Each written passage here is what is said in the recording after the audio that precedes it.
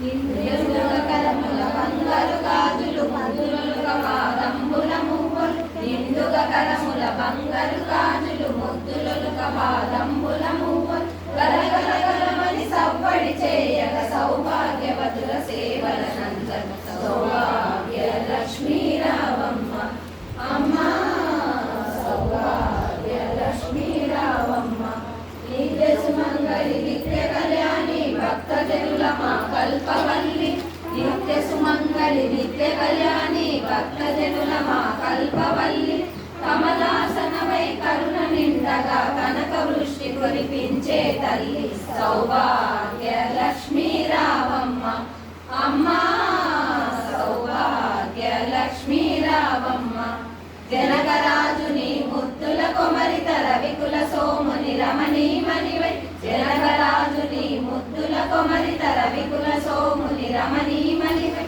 సాధు సజ్జనుల పూజలందుకొని శుభములనిచ్చెడి దీవెనలీయగ సౌభాగ్య లక్ష్మీ రావమ్మ అమ్మ సౌభాగ్య లక్ష్మీ రావమ్మ కుంకుమ శోభిత పంకజలోచని వెంకటరమణుని పట్టపురాణి కుంకుమ శోభిత పంకజలోచని వెంకటరమణుని పట్టపురాణి పుష్కలముగ సౌభాగ్యమునిచ్చే పుణ్యమూర్తి మా ఇంట వెలసిన సౌభాగ్య లక్ష్మీ రావమ్మ అమ్మ సౌభాగ్య లక్ష్మీ రావమ్మ సౌభాగ్యముల బంగారు తల్లి పురధర విఠలుని పట్టపురాణి సౌభాగ్యముల బంగారు తల్లి పురధర విఠలుని పట్టపురాణి ప్రతినిత్యము పూజలందుకొని సర్వకాలముల శుభ గడియలుగా సౌభాగ్య లక్ష్మీ రావమ్మ అమ్మ సౌభాగ్య లక్ష్మీ రావమ్మ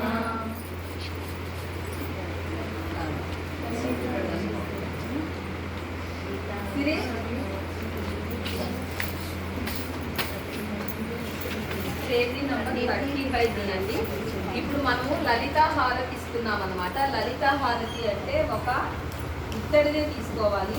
ఇత్తడివి 2 చిన్నది, ఒక పెద్ద ప్లేటు, ఒకటి ఇట్లాంటి చిన్నది తీసుకోవాలి. దీంట్లో 16 వత్తులు వేయాలి, 16 తమలపాకులు పెట్టాలి. తర్వాత 9 కానీ 16 కానీ ఇవి గులాబీలు పెట్టి ఈ లలితా చాలీసా చదువుతూ ఆ హారతి కొండెక్కేంత వరకు మనము హారతి ఇచ్చిన తర్వాత పట్టుకొని ఉండాలి. అప్పుడు మనం ఏదైనా ఒక కోరిక కోరుకుంటే మనకు తెలిసిపోతుంది అనమాట. అంటే ఏదో ఒక రకంగా ఈరోజు లలితా హారతిని ఇస్తున్నాం మనము. అందరూ ఫస్ట్ సిద్ధి స్టార్ట్ చేస్తుంది. అందరు తల ఒకసారి హారతి ఇవ్వండి. అందరు లేచి నిలబడండి. మీరు మీ దగ్గర ఉన్న శ్రీచక్రాలు అవి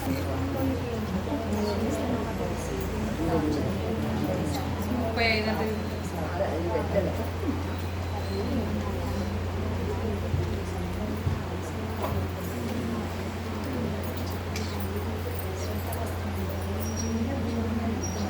పేజీ నెంబర్ 35లో ఉందండి లలితా చాలీసా.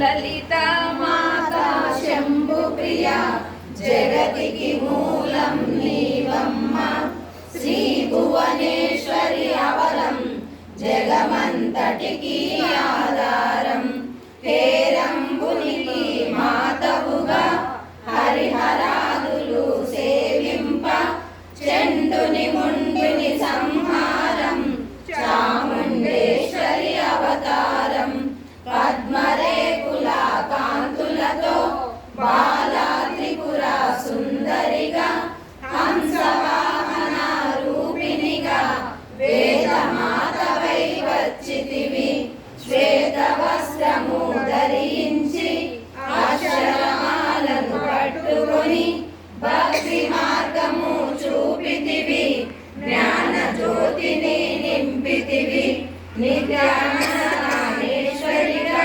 కాశీపురమున కొలుగుండ ఆది భిక్షువై వచ్చాడు సాక్షాత్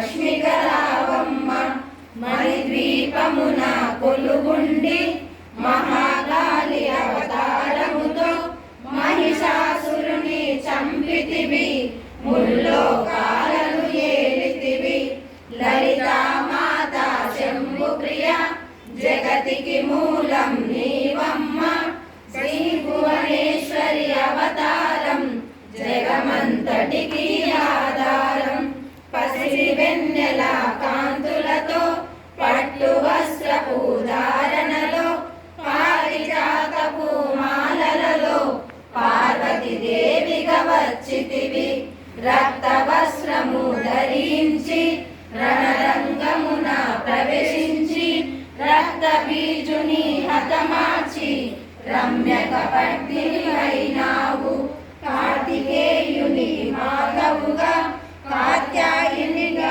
కరుణించి కలియుగమంతా కాపాడి కనకదుర్గవై వెలసితివి రామలింగేశ్వరురాణివిగా రవికుల సోముని రమణివిగా రమావాణి సేవితగా రాజరాజేశ్వరి వైనావు ఖడ్గం శూలం ధరించి పాశుపతాస్త్రం చేబూని శుంభని శుంభుల దునుమాడి వచ్చింది శ్రీరామలగా మహామంత్రాది దేవతగా లలితా త్రిపుర సుందరిగా దారిద్ర్య బాధలు తొలగించి పరమానందము కలిగించి ఆర్ద్రదాన పరాయణివే అద్వైతామృత వర్షిణివే ఆదిశంకర పూజితవే అపర్ణ దేవి రావమ్మ విష్ణు పాదమున జనించి